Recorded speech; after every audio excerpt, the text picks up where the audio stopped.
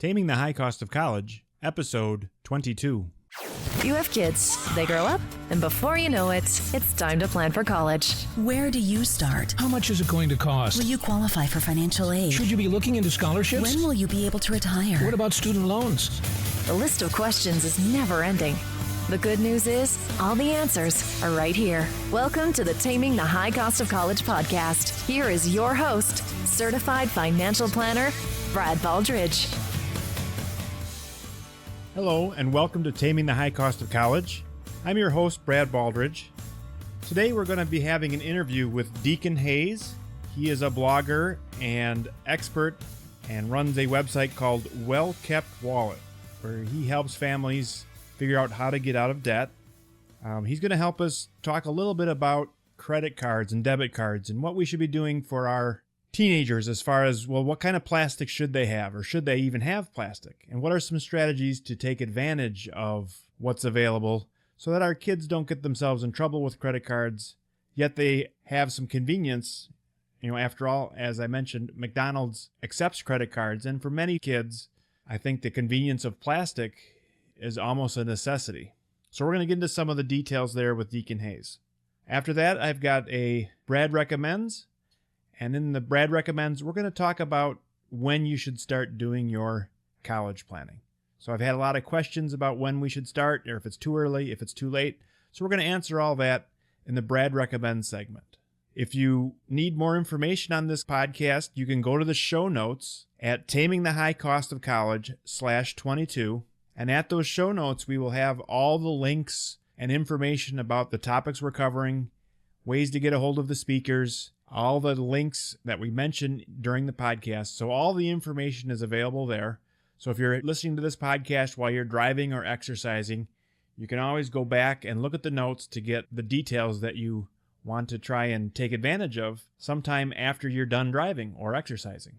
All right, without any further delays, let's get into the interview with Deacon Hayes. All right, today we're sitting down with Deacon Hayes. He's the owner of a company called Well Kept Wallet, which is a company that provides great information on personal finance. Welcome, Deacon. Hey, thanks for having me on the show, Brad. Thank you. Tell us a little bit more about kind of your history. How did you get into the, personal finance area, and, what's your background, so to speak? Sure. So when my wife and I got married, we had $52,000 in debt outside of mortgage debt. And to us, that was a huge burden on our shoulders. And at the time, I was actually selling wood floors, of all things, and we were able to pay off that $52,000 in 18 months. And I said, "Holy cow! If I could do this for a living, if I could help people understand how to manage money well, how to pay off their debt in a short period of time, I would totally do that." So then I went on this journey to pursue the financial services industry. I became a financial planner for a wealth management firm.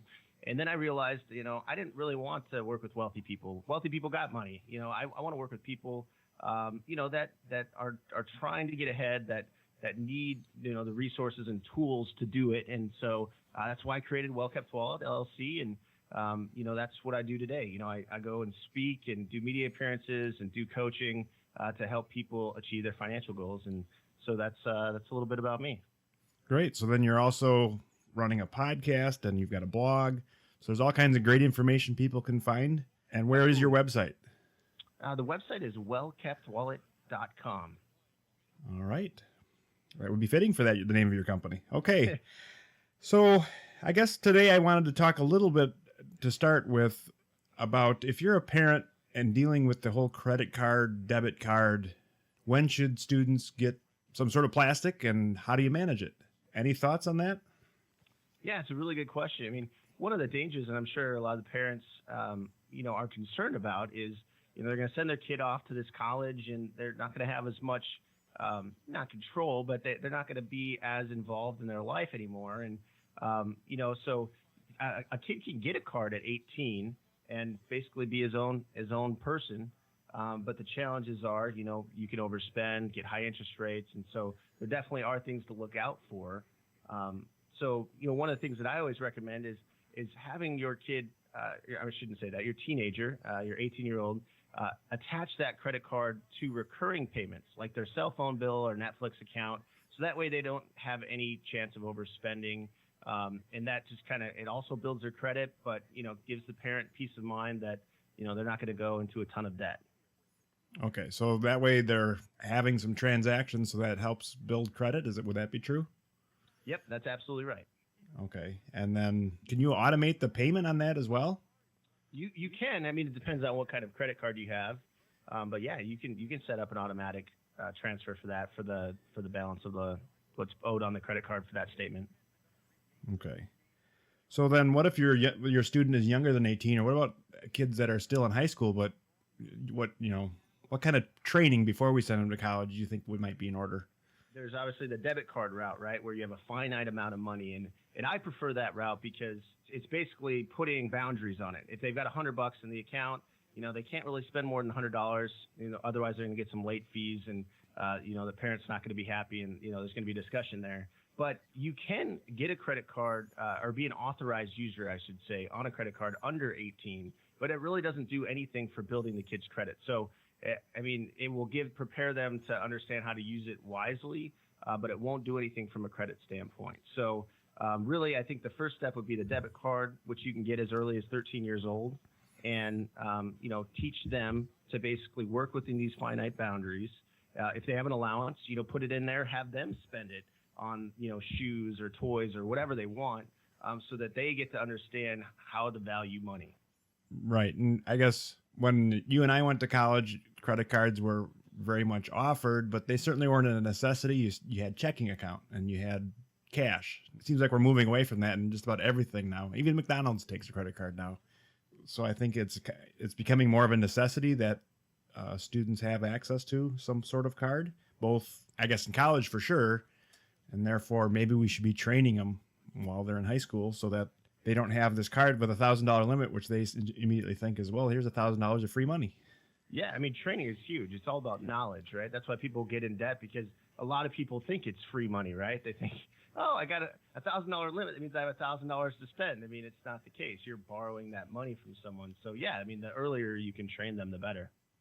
Okay, so one of your products you mentioned when we talked earlier that you've got a program that's designed to help people get out of debt in 18 months. Can you tell us a little bit more about that product? Sure. It's actually a free class called Debt Free in 18 months, and it helps people understand how to get out of debt in a short period of time.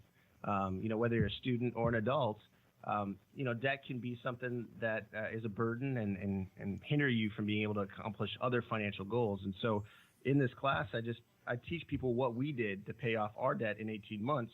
Now, everybody's results are going to be different. I mean, not everybody's going to pay it off in 18 months, but the class is designed to set a goal. So you set whatever goal is realistic for you, 24 months, 10 months, whatever it is, and now you just map out a plan to get there. I increase my income, I decrease my expenses, and, in that period of time, you can hit your goal as long as you execute well. Right. So a lot of the people that are listening to this program are parents with students in high school, and they're staring down the college barrel, so to speak.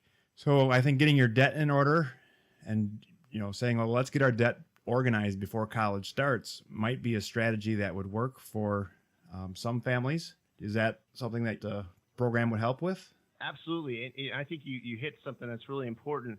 I mean, a lot of parents feel this burden that I need to take care of my kid's college. And, and I respect that and I appreciate that. But, if you, all of a sudden you go through and you realize I've got $100,000 in consumer debt between credit cards, cars, and et cetera, paying for a kid's college, $20,000, $40,000 a year might not be in the cards for you, depending on what your income situation is. So really, I think organizing that debt before you sign up for these loans and those types of things would be huge, so that whether or not you have the capacity to take care of the kid's college. Correct. And there's very much a catch-22. On one side of it is, can you afford to do it? But the other side of it is most students can't make it happen without mom and dad at least co-signing some loans. Tell me, what is your opinion about how much is reasonable for a student to borrow? So it really depends. I mean, I'm a huge fan of people, doing whatever it takes to find alternatives to student loans. And there are options. And there's this lady, Celeste Horton, that has another podcast that I know you're familiar with.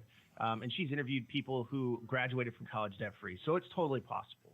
But if it's not possible for you, if you're listening to this, Really, you have to keep in mind, what is the income that is going to be available to you at the end of your 4 years or your master's, whatever you get.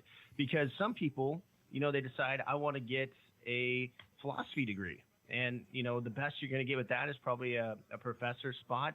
And, you might be at a community college and making $40,000 a year. And if you spend $120,000 to get that degree, it's probably not going to work out well for you being able to pay it in the end. However, if you spend $120,000 and you become a lawyer, well, you'll be able to pay that off fairly quickly if you're making $100,000 to $300,000 a year. So really, you want to keep in mind and research. There's a site called salary.com where you can find out what those salaries are available to you for the degree that you're getting. Right. Exactly. So let's talk a little bit about some strategies for parents to say no, because I think that's a challenge when it comes to, I see a lot of parents kind of in the 11th hour. So student applies early in September and October of their senior year, and the prices are high, but colleges promise financial aid. So you say, well, let's see what happens. Unfortunately, a lot of students fall in love with a college and they say, well, this is the college for me. And then the price comes in at, a net price of $45,000. And mom and dad are like, oh, but choice number 2 is $22,000. Should I spend more? What would you tell your son or daughter who's on the way if you were in that situation?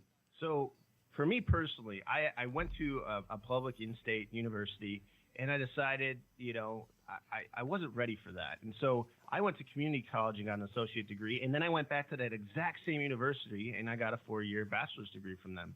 And so the reality is, you really have to keep in mind what your financial situation is. And that's an emotional thing that you were talking about. If someone's like, I need to go to this university, like, no, you don't need to. You want to, but your finances dictate something else, and that's a good lesson to learn early on in life. And because otherwise people are going to be like, well, I really want a BMW, but they can't afford a BMW. It's the same thing. I want a 5,000 square foot house, but you can only afford a 1,500 square foot house.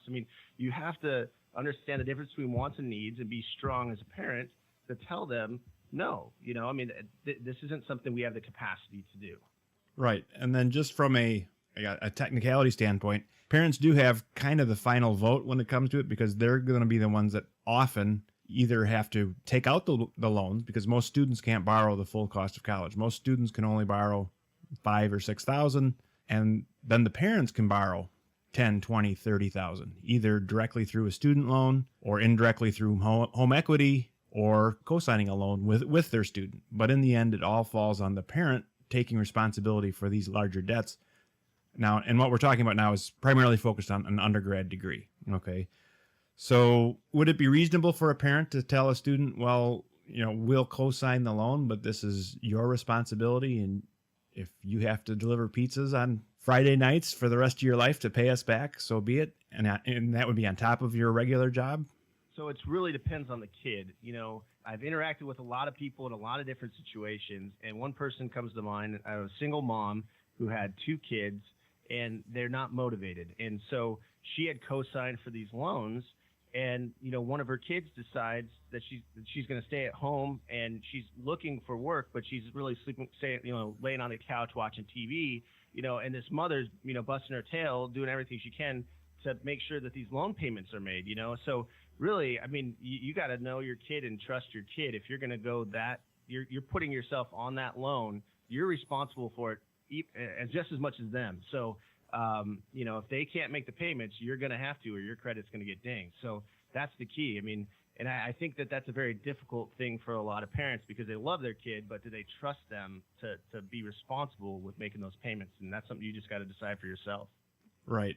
And I think that's an important point, though, is when you're stuck in the middle, you can or are often the bill collector. And that's a tough place to be for parents and grandparents of, well, we co-signed this loan with the understanding that the student was going to pay it. Now they're not paying it.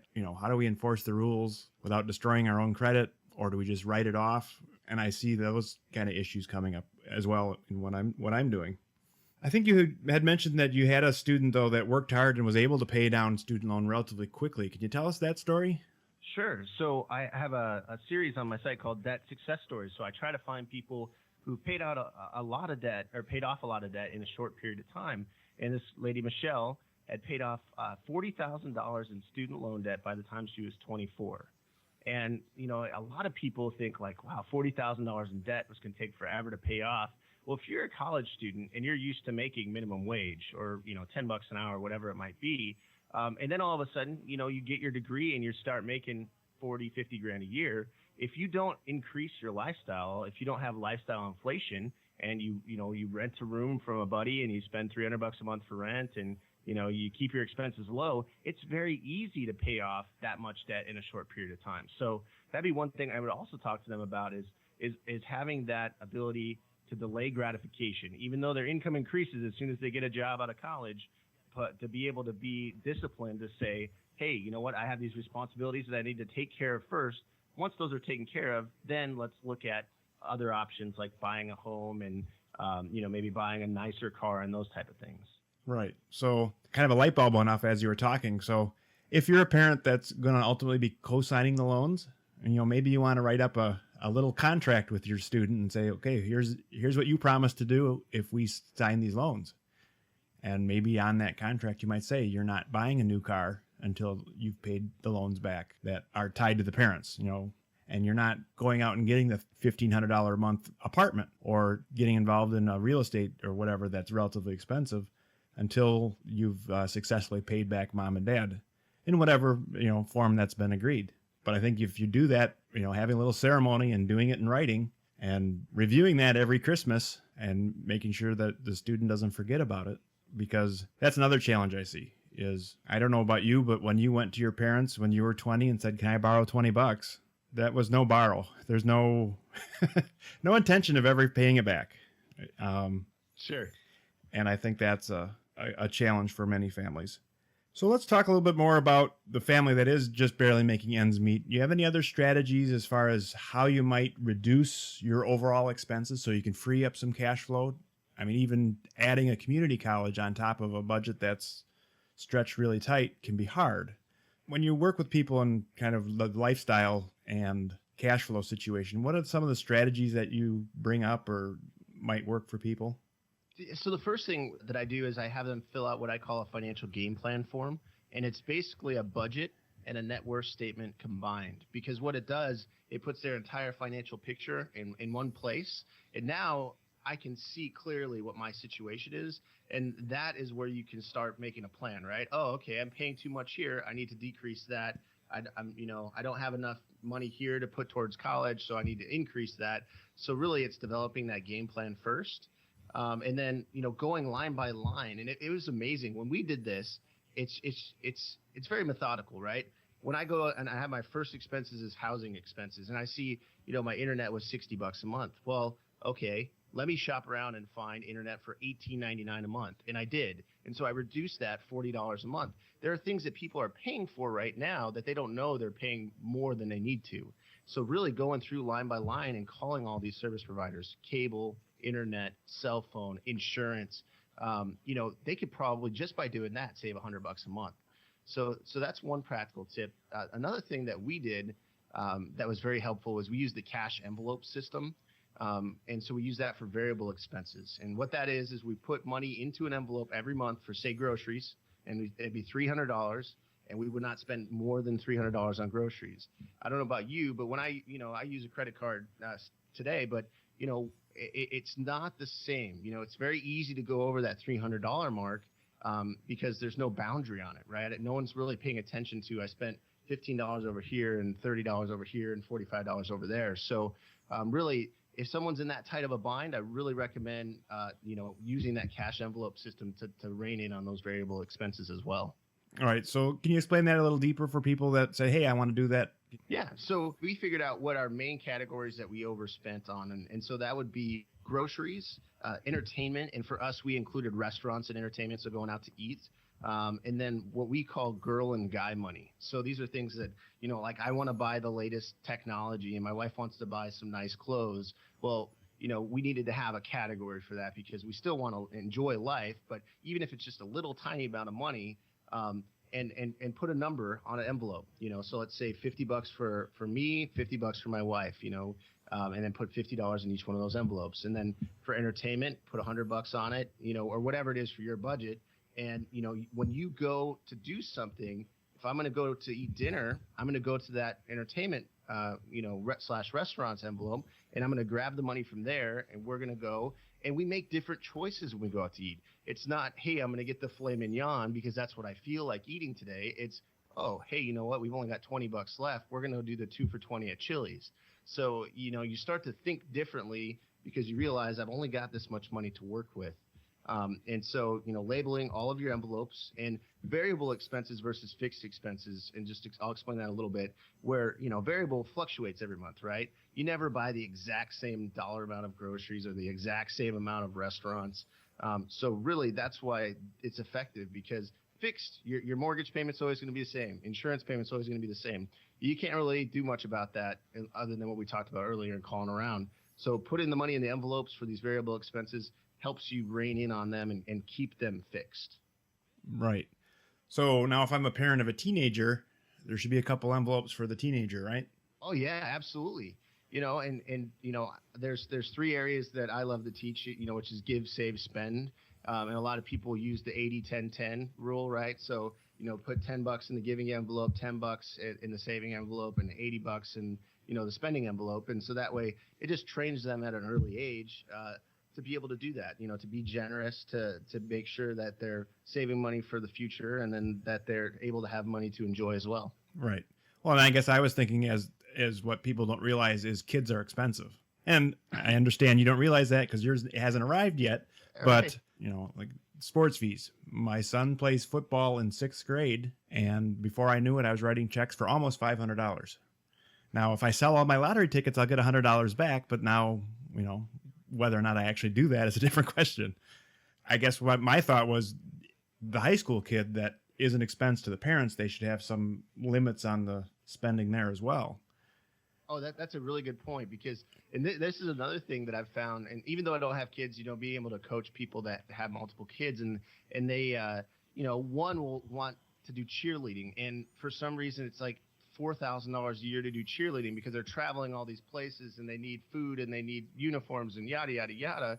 And then the other kids like in band and like, it's $100 a year or something because most of the stuff's provided for or whatever. And so really, it's kind of looking at, like you were saying, what is your budget? So having this financial game plan or budget, whatever you use, and allocating those monies to where it makes sense for your family. Not that you can't, not that the cheerleader can't do cheerleading, but if you don't have $4,000, she can't do it. And so go through and then have, either an envelope or have a savings account where you're putting money in to pay for that expense. So it's not a shock when all of a sudden the bill comes and you're like, oh, I wasn't expecting that. You knew it was coming. You just hadn't planned for it. So yeah, either have an envelope or a savings account for that. Okay. And I guess another question that comes to mind is, what do you do about the unplanned expenses? The wheels just fell off the car and now I have to, now I need $600 to deal with that problem. Or, braces came along, or those kinds of things. Yeah. So there's 2 things. I mean, if people are in debt, I recommend that they have at least $1,000 starter emergency fund. So that's kind of their cushion between, them and the emergency.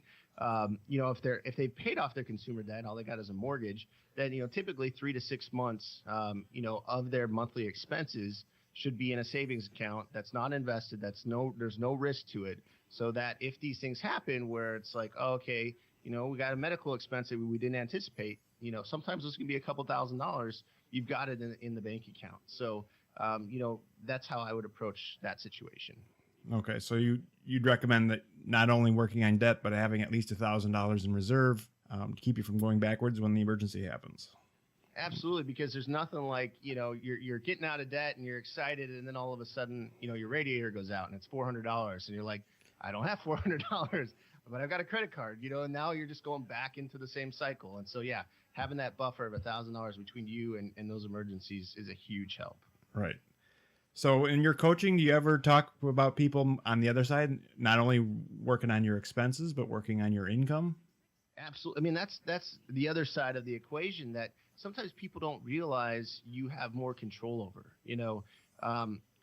One of the things I love to do is talk to people about what they enjoy doing. What are they passionate about? And some people, they like to do graphic design and they like designing stuff. Well, I mean, there's people that will pay you, 50 to 150 bucks an hour to do graphic design work on the side, and so you can market yourself, through your friends on Facebook, on LinkedIn as a graphic designer and make some extra income, and perhaps even transition into that field that pays you more than what you're currently doing. So really, I love to help unlock people's passion and then figure out how they can make money at that, and then start a plan, to get them there, just one job at a time and one client at a time.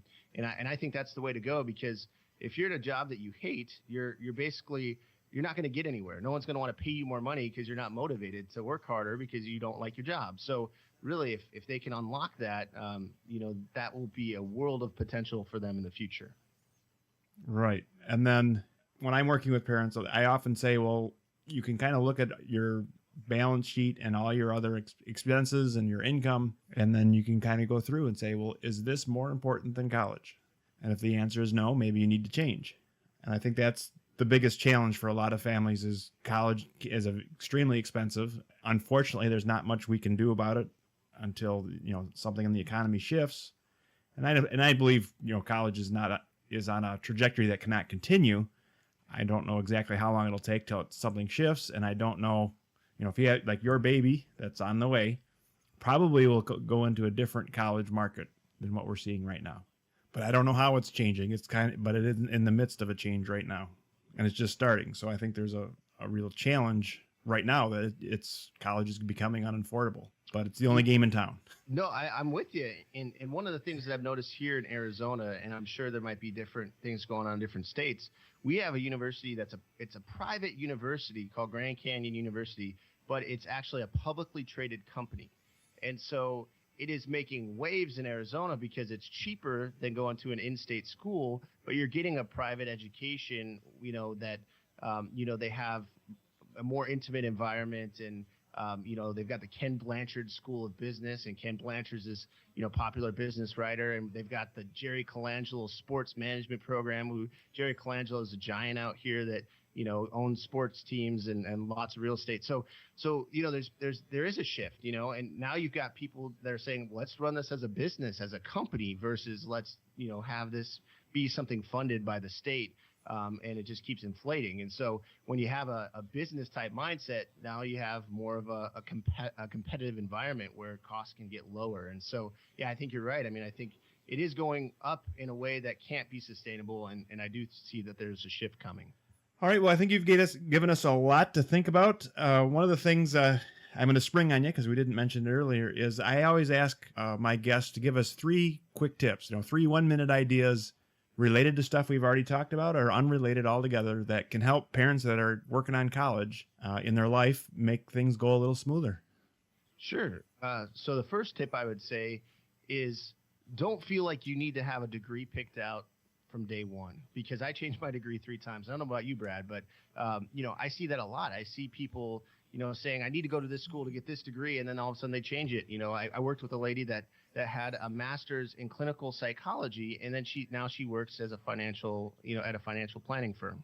And so really don't feel like you need to say, okay, you have to have a degree to go. Let them go. Let them take a bunch of different general classes, see what they like. So that would be the first tip.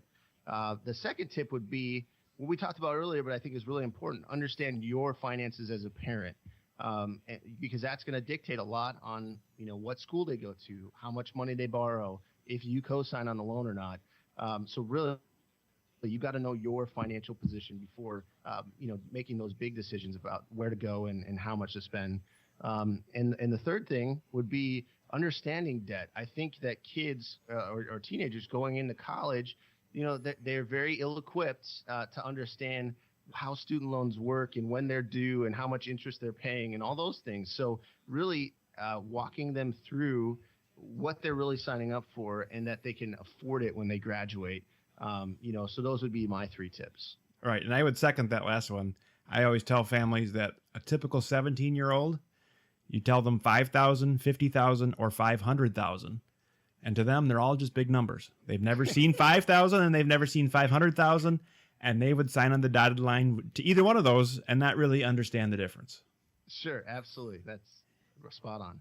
So, All right. Well, I appreciate all your great information. If people want to learn more, again, where can they find you? The best place would be wellkeptwallet.com, and I would love to answer anybody's questions or help anybody get from where they are to where they want to be. All right. And are you out there on Twitter and Facebook and some of those things as well? I am. Yeah. So on Twitter, it's at Deacon Hayes, and on Facebook, it's wellkeptwallet. So it's facebook.com/wellkeptwallet. Great. Well, I appreciate your great information, and hopefully people will look you up if they need your help. All right. Well, thank you so much for having me on the show, Brad. All right. Bye-bye. Bye. Have a question? Brad is accepting questions from his listeners now. Record a question at tamingthehighcostofcollege.com and get it answered on one of the future episodes. Today on Brad Recommends, I want to recommend when you should start doing your college planning. Now, just to be clear, what I'm talking about is late-stage college planning. When do you start getting involved with financial aid and need-based aid and school visits and testing and all the other pieces of a late-stage college plan? The short answer for most families is sometime in your junior year, you need to get started. Some families, it may be early in the junior year, some families late in the junior year. And again, that's not an answer that fits everyone. So I would generally ask people questions, and if you answer yes to some of these types of questions, then you may want to start a little bit earlier. So as an example, if you have a complex financial situation, you own a business, you have trusts in place, there's inheritances, a divorce situation, things that make your financial life more complex, you may want to start earlier on how to pay for college and who's going to pay for college and what are the loan options and all that kind of stuff. If your student is a strong academic achiever and they're going to be looking at a lot of different schools all over the country, then you may want to start your college visit planning a bit early and perhaps do some visits in the sophomore year and tie them to a vacation, or do your visits early in your junior year so you have time to get everywhere you need to go. For a lot of families, visits could be road trips in 3 or 4 different directions. You know, we're going to spend some time in Boston, we're going to spend some time in Texas, then we're going to spend time in California, and then we're going to try and decide which school is right. Those kind of trips can take a lot of time, may need to be spread out over a year or two. Now, some families have a real simple situation, and they may not need to urgently plan in the junior year, and they can put things off to the senior year. My caution is just because you can put it off, I don't necessarily think you should. I've never ever had anyone tell me, oh, I started this way too early, but I've had a lot of people tell me I started this way too late. So again, a good rule of thumb where college planning used to be, right at the end of this junior year and early senior year. For most families now, you probably want to start by Christmas of your junior year. And again, a little bit earlier if you're more complex, and maybe you can put it off a few months if you have a good reason to delay. I hope that helps. If you want further information about the 8 different components of a good college plan, you can go all the way back to Taming the High Cost of College, Episode 1. So to get there, again, you can go to Taming the High Cost of College /1, and that will get you all the way back to podcast number 1. And it's an introduction to Taming the High Cost of College podcast. And in that podcast, we discuss the 8 main components of a college plan. And there's also some information in the show notes. If you enjoy what you're hearing today, hopefully you can go to iTunes and leave us a rating and review. We'd like to read those reviews and hear how we're doing. And that's all we have for today. We'll talk to you soon. Bye. Thank you for listening to the Taming the High Cost of College podcast. Now it's time for you to take action. Head to tamingthehighcostofcollege.com for show notes, bonus content, and to leave feedback for Brad.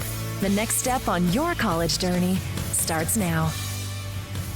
Brad Baldridge is a registered representative of Cambridge Investment Research and an investment advisor representative of Cambridge Investment Research Advisors, a registered investment advisor. Securities are offered through Cambridge Investment Research Incorporated, a broker-dealer and member of FINRA and SIPC. Brad owns 2 companies, Baldridge Wealth Management and Baldridge College Solutions. The Baldridge companies are not affiliated with Cambridge Investment Research.